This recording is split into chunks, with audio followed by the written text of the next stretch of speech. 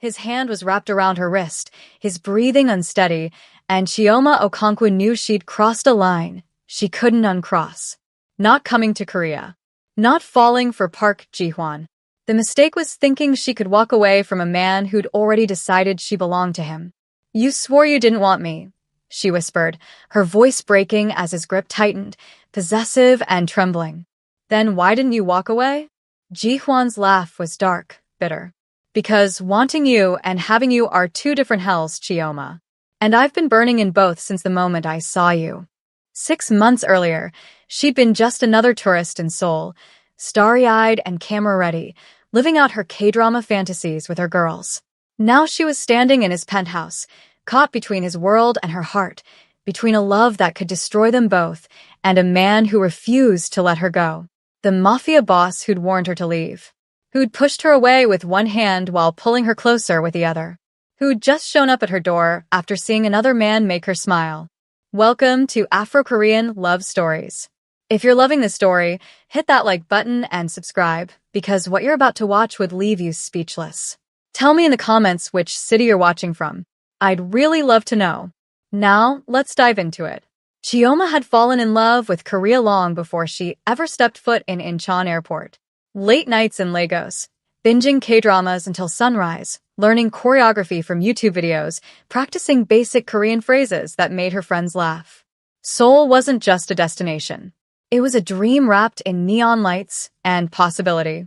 The 2-week trip with her girls was everything she'd imagined. Myeongdong's chaotic energy. Street food that exploded with flavor. The thrill of possibly spotting an idol on the street. They laughed until their stomachs hurt, took 1,000 photos, and made memories that should have been enough to last a lifetime. Should have been.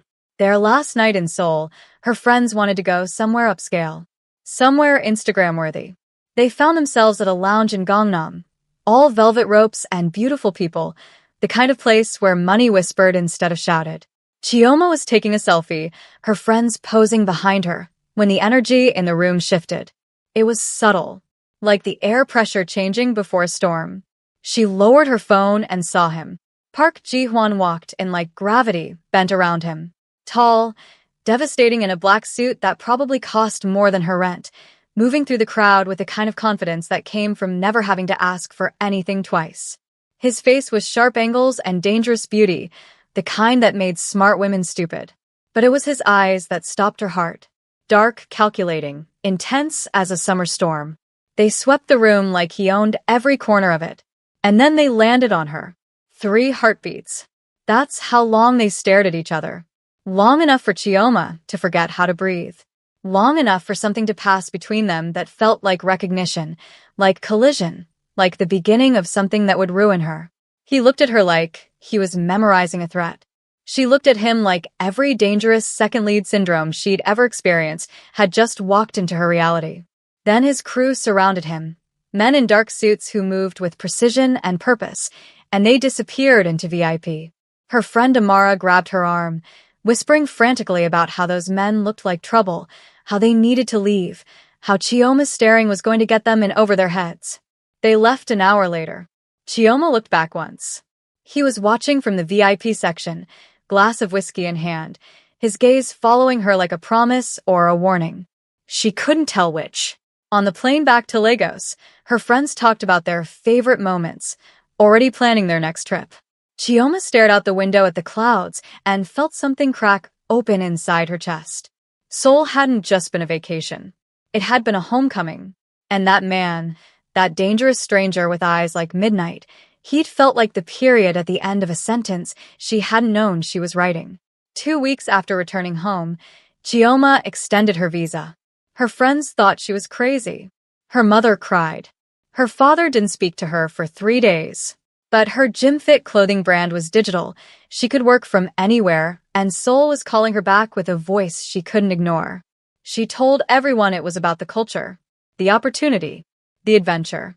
She almost believed it herself. 3 months in, Chioma had built a life in Itaewon. A cozy one-bedroom with a view of Namsan Tower. Morning Pilates sessions. Evening language exchanges where she traded English for Korean. Weekend mornings at Gwangjang Market. She joined a gym near her apartment, Something upscale with a sauna and a juice bar, the kind of place where influencers filmed workout videos. Her brand was growing. Her Korean was improving.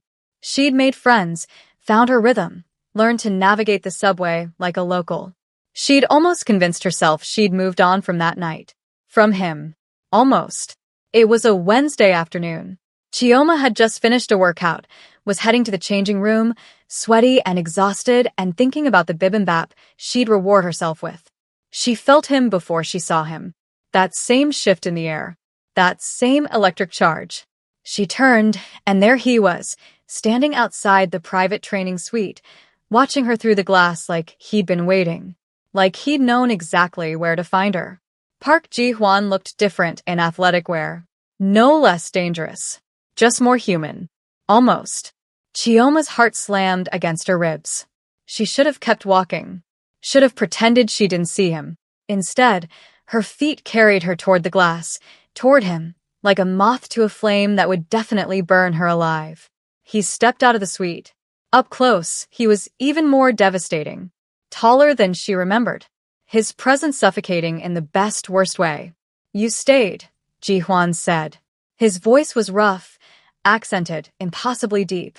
Chioma's mouth went dry. Yes, I did. His jaw clenched. Something dark flickered across his face. I know. You and your friends, you had tourist written all over you that night at the club.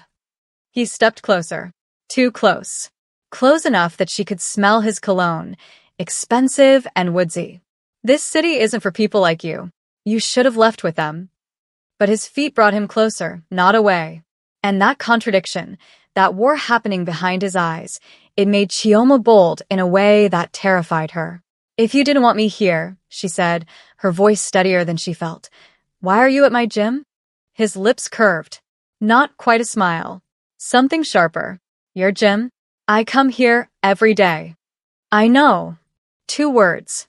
They landed like a confession. Chioma's pulse thundered in her ears. You've been watching me?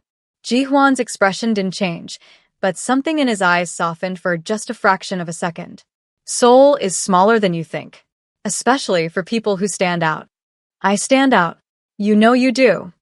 His gaze traveled over her face like he was studying a painting he couldn't quite understand. Beautiful African woman. Alone in Itaewon. Running a business from her apartment. Working out every day at the same time. He paused.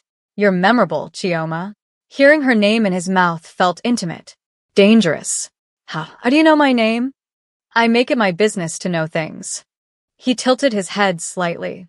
Chioma Okonkwo. 27. Lagos born.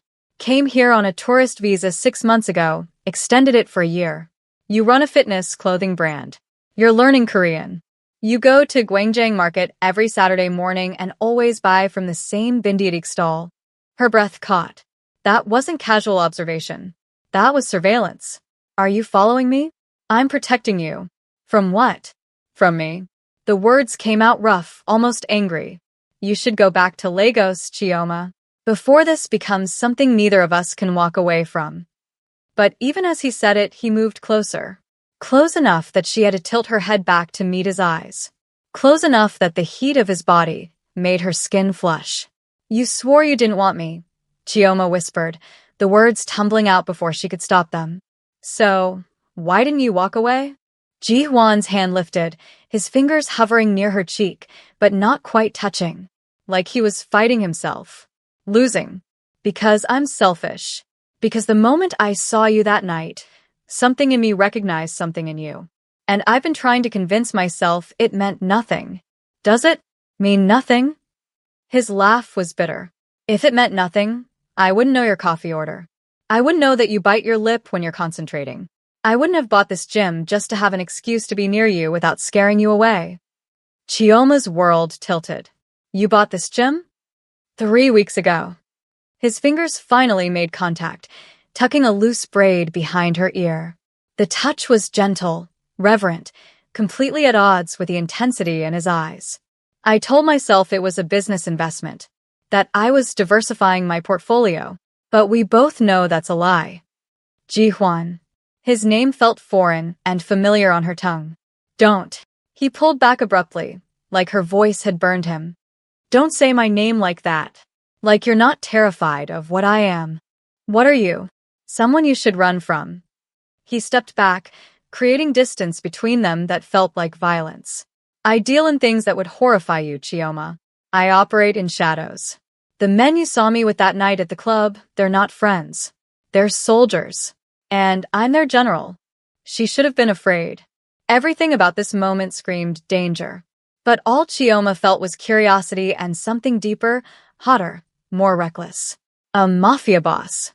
You've been in Korea long enough to understand what that means. I understand. She took a step toward him, watched his pupils dilate.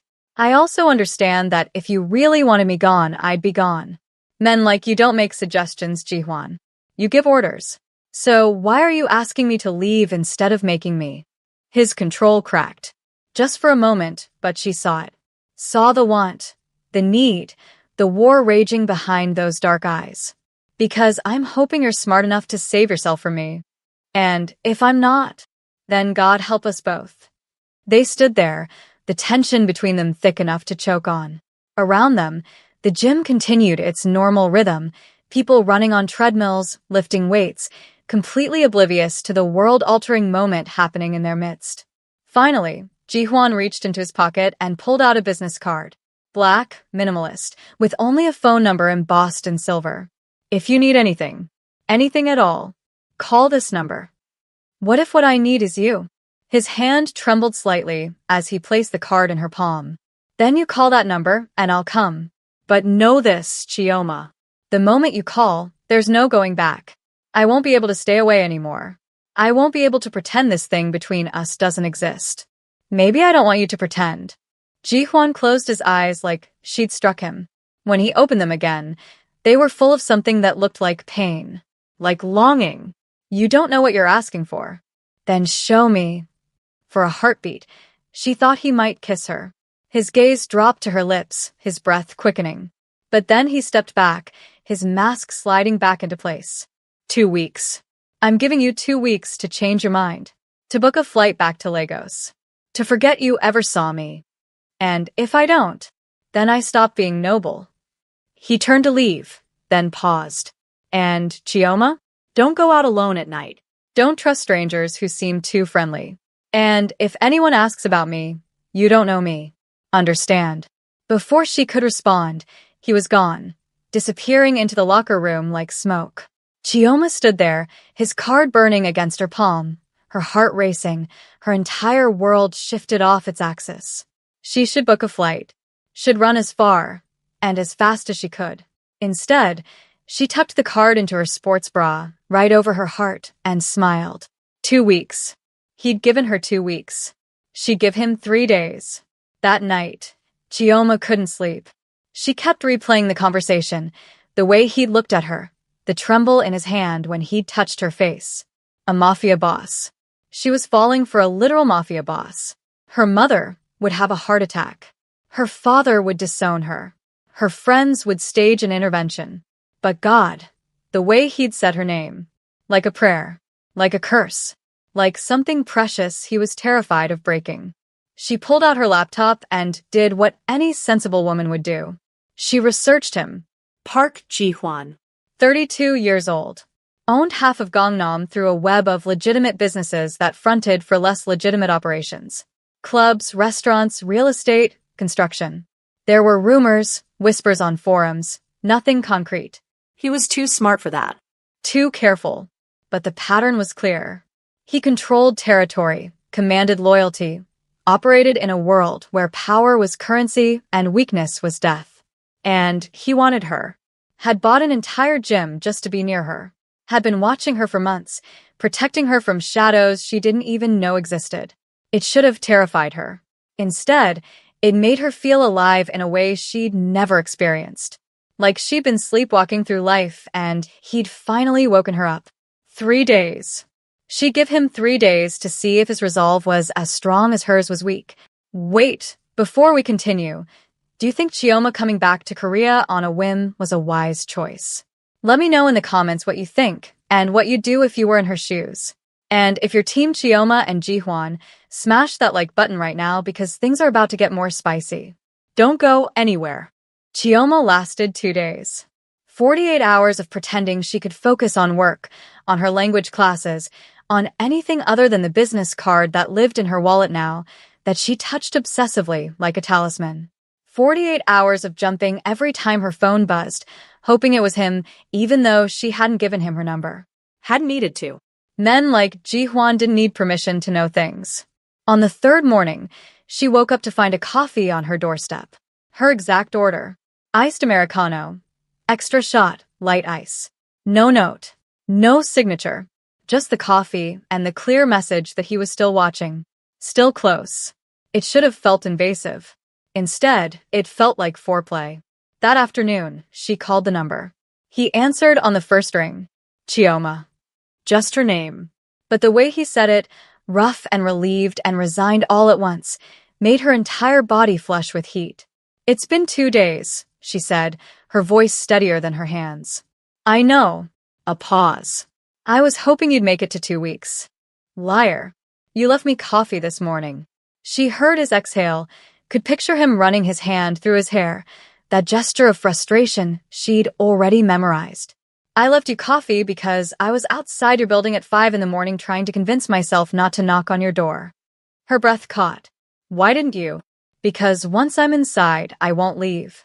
And you deserve better than a man who can't walk away. You swore you didn't want me, Chioma said softly, echoing their conversation at the gym. So, why didn't you walk away? Silence. Heavy. Loaded. Then, where are you right now?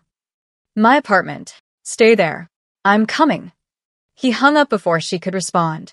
Chioma stared at her phone, her heart racing, her mind spinning. She had maybe 20 minutes. She spent them pacing, changing her outfit 3 times, finally settling on simple jeans and a fitted black top that made her skin glow. She'd just finished touching up her makeup when the knock came. Soft. Almost tentative. Nothing like the man she knew him to be. Chioma opened the door and forgot how to breathe. Ji-hwan stood in her hallway in dark slacks and a white dress shirt rolled up to his elbows, looking like every dangerous fantasy she'd ever had. But it was his eyes that destroyed her. Raw. Vulnerable.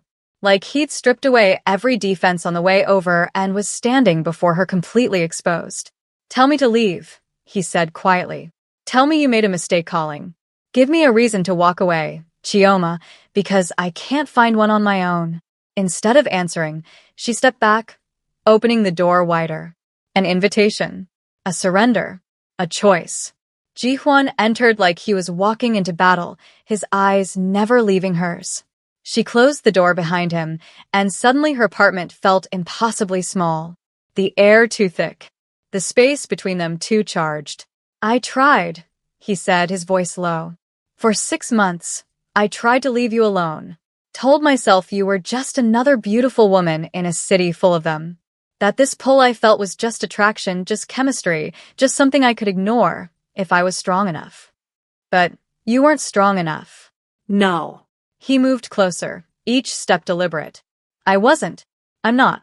You walk through this city like you own it, like you belong here, and something in me wants to make that true. Wants to give you everything. Protect you from everything. Keep you so close that nothing and no one can ever touch you. Chioma's back hit the wall. She hadn't even realized she'd been retreating. That sounds like possession, not love. It is possession. He braced his hands on either side of her head, caging her in without touching her. It's obsession. It's everything I swore I'd never feel because men in my position can't afford weakness. Can't afford to care about someone more than they care about survival. Then why are you here? Because you called. And I would burn my entire empire down just to hear you say my name again. His forehead dropped to hers, and Chioma felt him trembling. Actually trembling. This powerful, dangerous man coming apart at the seams. Tell me I'm not alone in this. Tell me you feel it too. I feel it, she whispered. I felt it that first night. I came back to Seoul because I couldn't breathe properly anywhere else. Because something in this city felt like home, and I didn't understand why until I saw you at the gym. Chioma. Her name was a prayer, a plea, a breaking point. Ji-hwan. She lifted her hands to his face, cradling it, feeling the tension in his jaw. Stop fighting it. Stop fighting us. He kissed her like a man drowning, like she was air and salvation and everything he'd been denying himself for months. His hands found her waist, pulled her flesh against him, and Chioma melted into his touch. The kiss was desperate, consuming, full of 6 months of restraint shattering into nothing.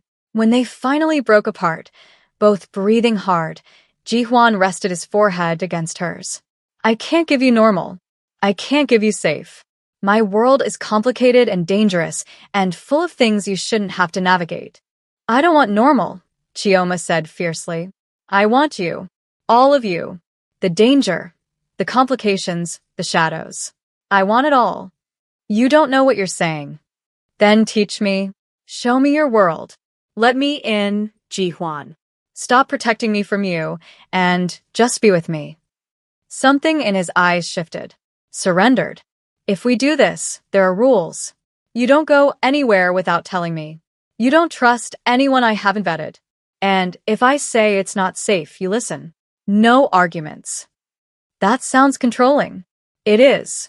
Because in my world, the people I care about become targets. And I won't survive if something happens to you, because I wasn't careful enough. The raw honesty in his voice made her chest ache. Okay, I can live with that. But I have rules too. His lips curved. Almost a smile. Tell me. Don't shut me out. Don't make decisions about us without talking to me. And don't you dare push me away, because you think it's what's best for me. I'm a grown woman, Ji-hwan. I can decide what risks I'm willing to take. Even if that risk is me? Especially if that risk is you. He kissed her again, softer this time. Reverent. Like he was memorizing the taste of her, the feel of her in his arms. When he pulled back, his eyes were clearer. Decided. There's a gala tomorrow night. Legitimate business, but my world will be there. Politicians, business owners, people who operate in the gray areas. Come with me. Let me show you what you're signing up for. Chioma's heart raced. As your date. As mine, he corrected. Not my date. Mine. There's a difference. Possessive much? You have no idea. His thumb traced her lower lip. Wear something that makes you feel powerful. Because tomorrow night, I'm introducing you to my world as the woman who brought Park Ji-hwan to his knees. I brought you to your knees? The moment I saw you, Jagia, I just didn't want to admit it. He stepped back reluctantly, putting space between them like it physically hurt. I should go. Let you rest. Tomorrow will be intense. Stay, Chioma heard herself say. Just for a while. We don't have to, just stay. Talk to me. Tell me about yourself. The real you, not the man everyone else sees. Ji-hwan studied her for a long moment, then nodded. They moved to her small couch, and he pulled her against his side like it was the most natural thing in the world. Like they'd been doing this for years instead of minutes. And he talked. Told her about growing up in Seoul, about inheriting his father's empire at 23 when most men his age were still figuring out their careers. About the weight of responsibility, the isolation of power, the loneliness of being surrounded by people who feared or wanted something from you. Until you, he said quietly. You looked at me like I was just a man. Dangerous, maybe. Interesting, definitely.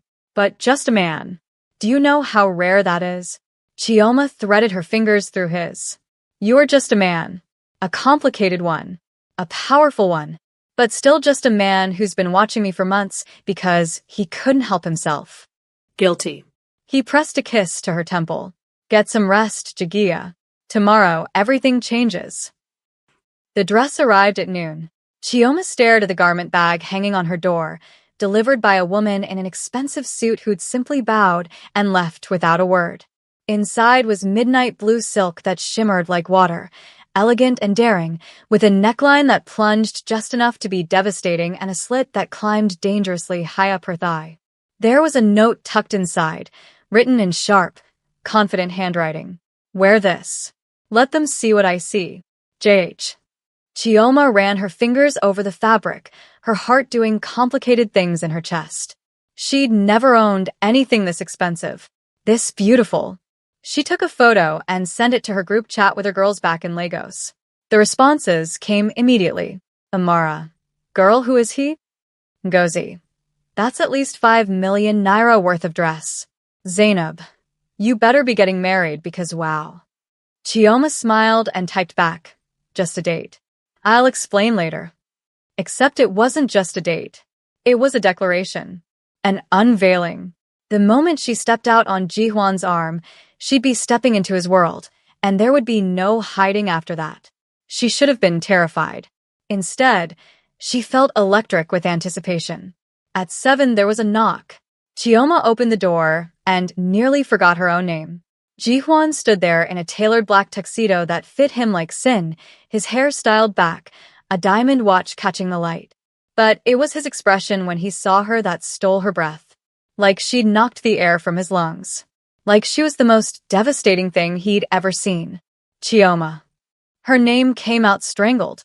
He stepped inside, closing the door behind him, his eyes traveling over her with an intensity that made her skin flush.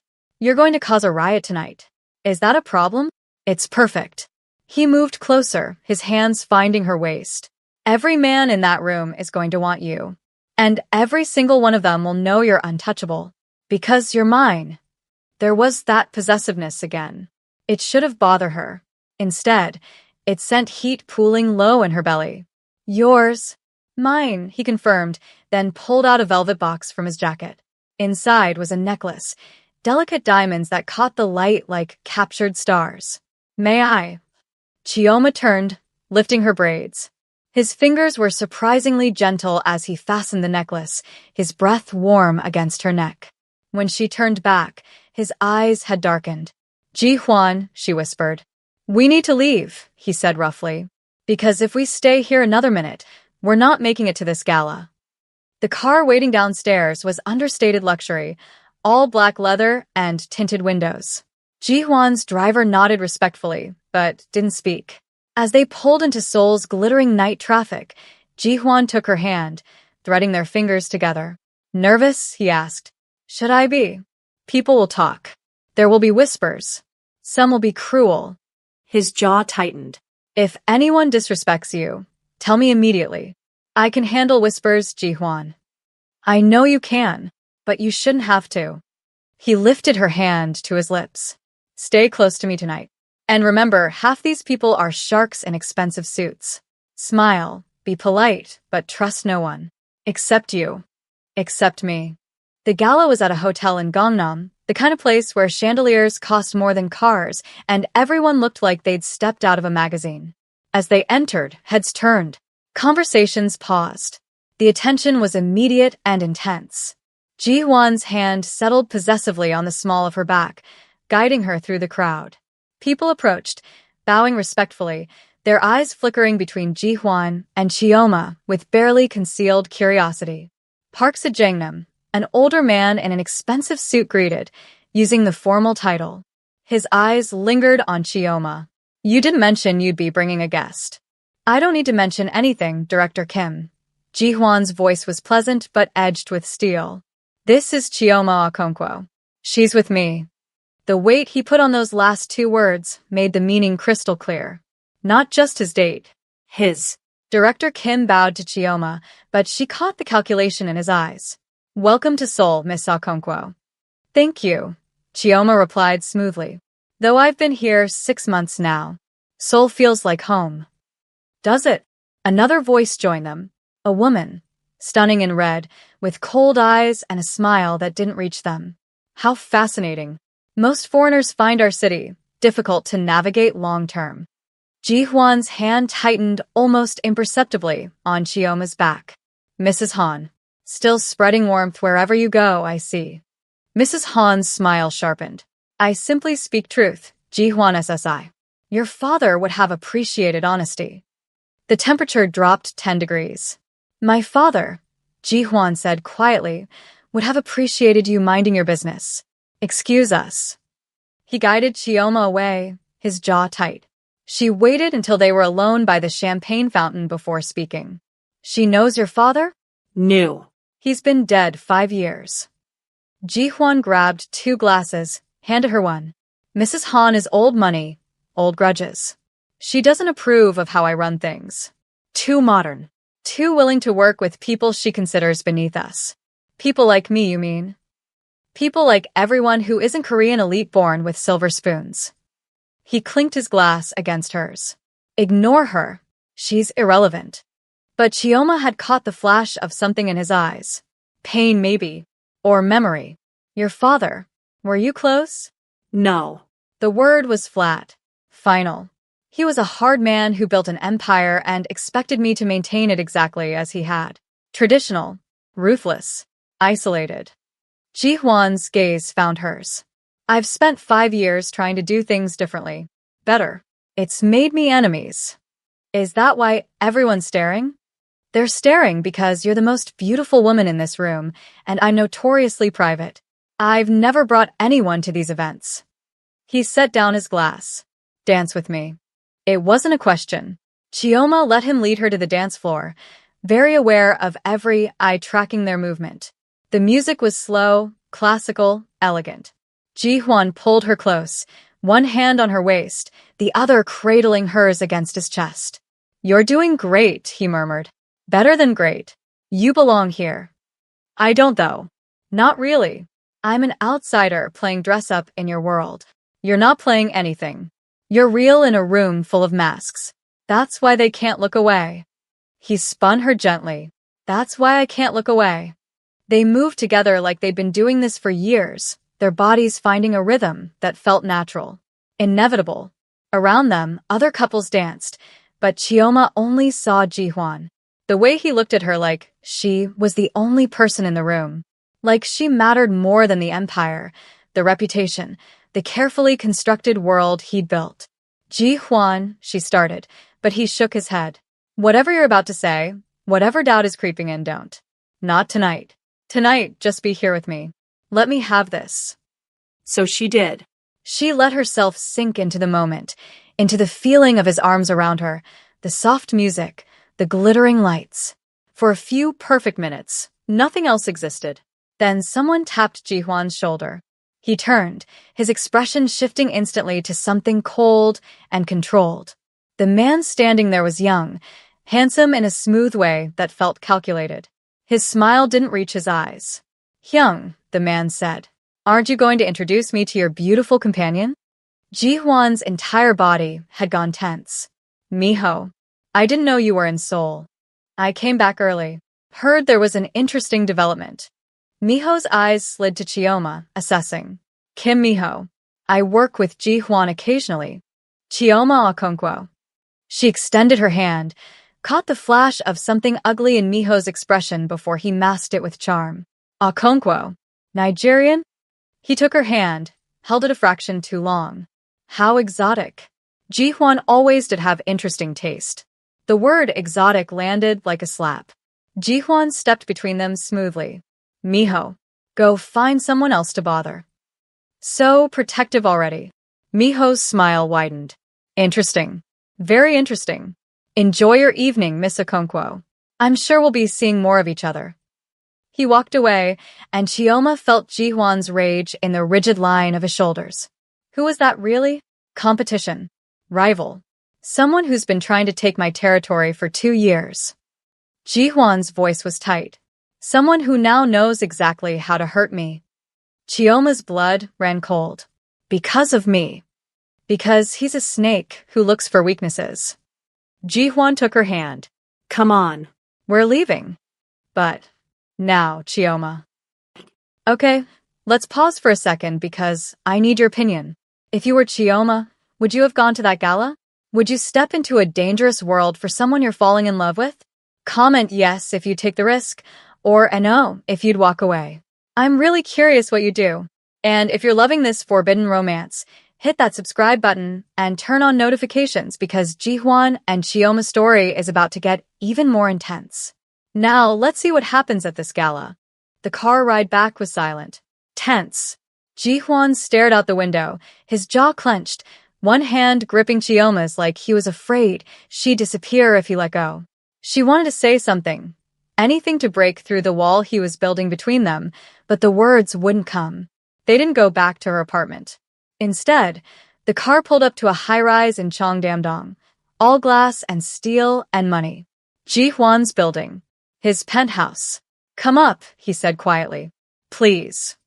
Chioma followed him into a private elevator, watched the numbers climb, felt the weight of the evening pressing down on her chest. The doors opened directly into his apartment, and she stepped into a space that was all clean lines and minimalist luxury. Floor-to-ceiling windows overlooked Seoul's skyline, the city spread out like diamonds on black velvet.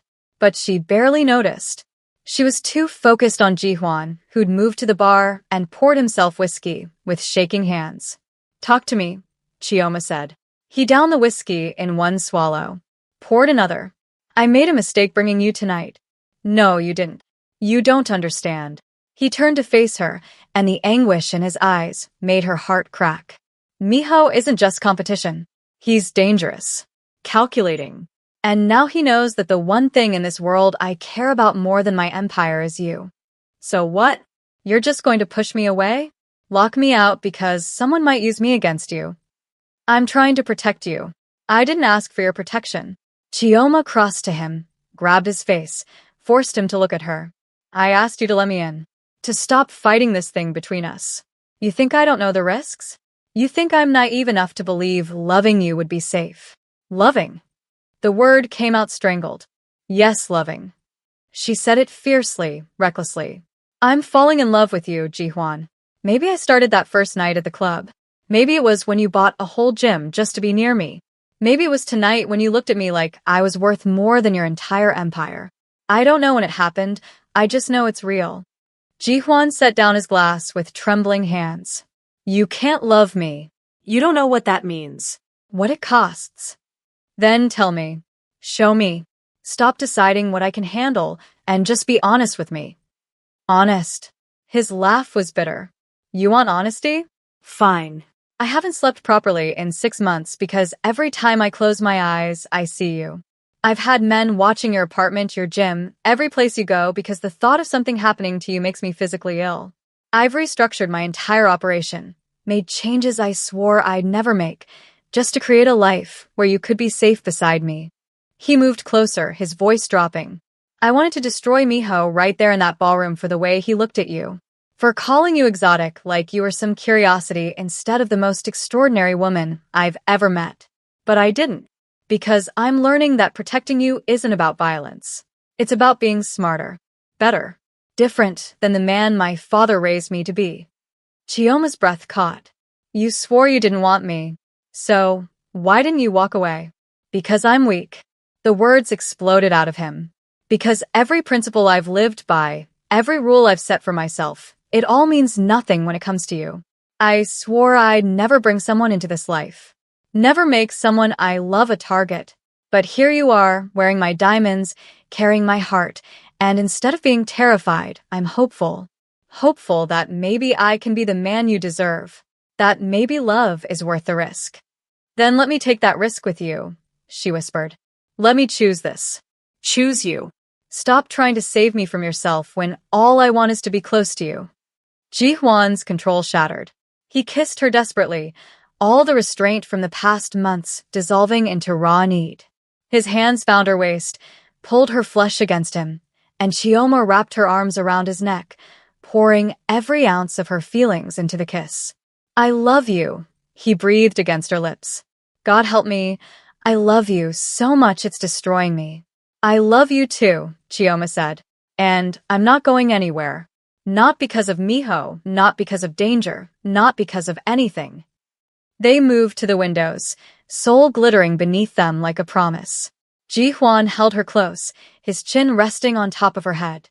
I need to tell you something, he said quietly.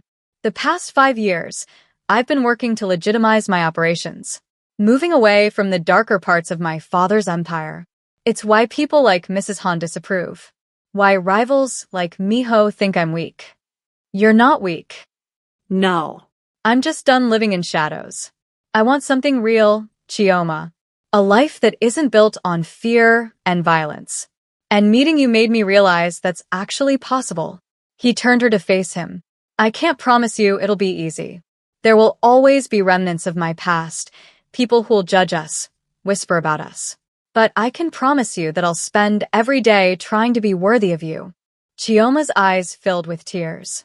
You already are. Then stay with me. Not just tonight.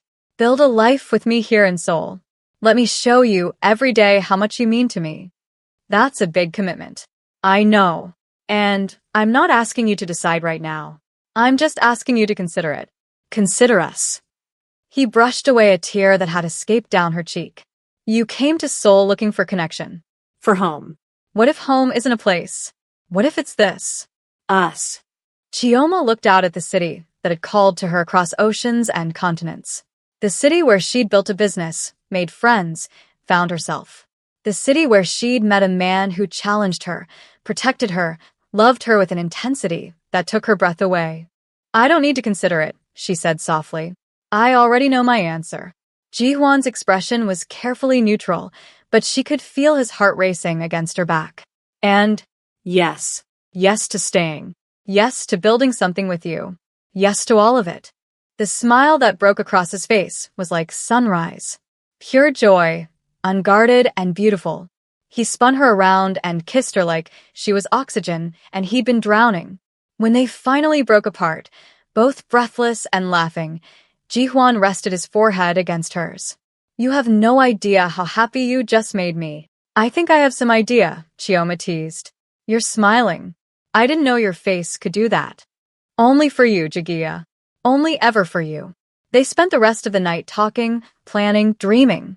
Ji-hwan told her about the legitimate businesses he was building, the vision he had for a different kind of empire. One built on innovation and integrity rather than fear. Chioma shared her dreams of expanding her brand, maybe opening a boutique in Seoul, creating something that bridged her Nigerian heritage with her new Korean home. As dawn broke over Seoul, painting the sky in shades of pink and gold, they stood together at the windows. Two people from different worlds who'd found something rare and precious. Something worth fighting for. You know what the funny thing is? Ji-hwan said, pulling her closer. For 6 months, I convinced myself I could resist you, that I was strong enough to walk away. But the truth is, I was lost the moment I saw you. You swore you didn't want me. Chioma reminded him with a smile. I lied. He kissed her temple. I wanted you from the first second. I was just too afraid to admit it. Too afraid that wanting something this much would make me vulnerable. And now I know that vulnerability isn't weakness. Love isn't a liability. You didn't make me weaker, Chioma. You made me braver. Strong enough to choose something different. To be something different. 3 months later, Chioma stood in the same gym where everything had changed, teaching a morning class she'd started for expat women trying to find their place in Seoul. Her business had exploded, her boutique was set to open in Gangnam next month, and she'd never been happier. Ji-hwan watched from the observation deck, that same intense look in his eyes that he'd had 6 months ago. But now there was no distance between them. No walls.